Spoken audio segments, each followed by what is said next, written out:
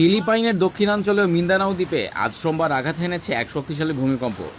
GFZ এর তথ্য মতে রিক্টার স্কেলে ভূমিকম্পটি ছিল 7.8 মাত্রার।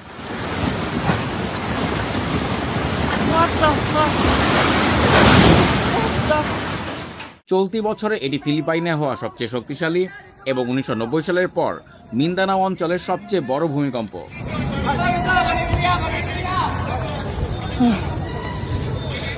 বার্তা সংস্থা এফপি জানিয়েছে, দুর্যোগে এখন পর্যন্ত অন্তত 4 জনের মৃত্যু এবং 2 শতাধিক মানুষ আহত হওয়ার খবর পাওয়া গেছে।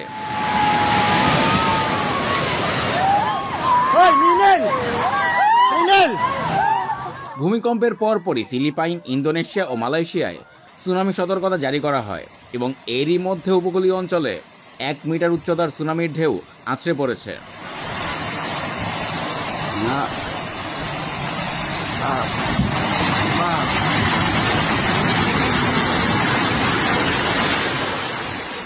স্থানীয় সময় সকাল 7:37 ভূপৃষ্ঠের মাত্র 10 কিলোমিটার গভীরে ভূমিকম্পটি আঘাত হানে। এর উপকেন্দ্র ছিল বাণিজ্যিক শহর জেনারেল স্যান্টোসের ঠিক 13 কিলোমিটার দক্ষিণ পশ্চিমে সমুদ্রে। শক্তিশালী এই কম্পনে জেনারেল স্যান্টোস শহরের বেশ কিছু বহুতল ভবন, শপিং মল, একটি 4তলা বাণিজ্যিক ভবন এবং একটি সংযোগ সেতু ধসে পড়েছে। আতঙ্কে স্কুল কলেজের শতাধিক শিক্ষার্থী আহত হয়েছেন, জ্ঞান হারিয়েছেন। এছাড়া জেনারেল স্যান্টোস আন্তর্জাতিক বিমানবন্দর সাময়িকভাবে বন্ধ করে 17টি অভ্যন্তরীণ ফ্লাইট বাতিল করা হয়েছে।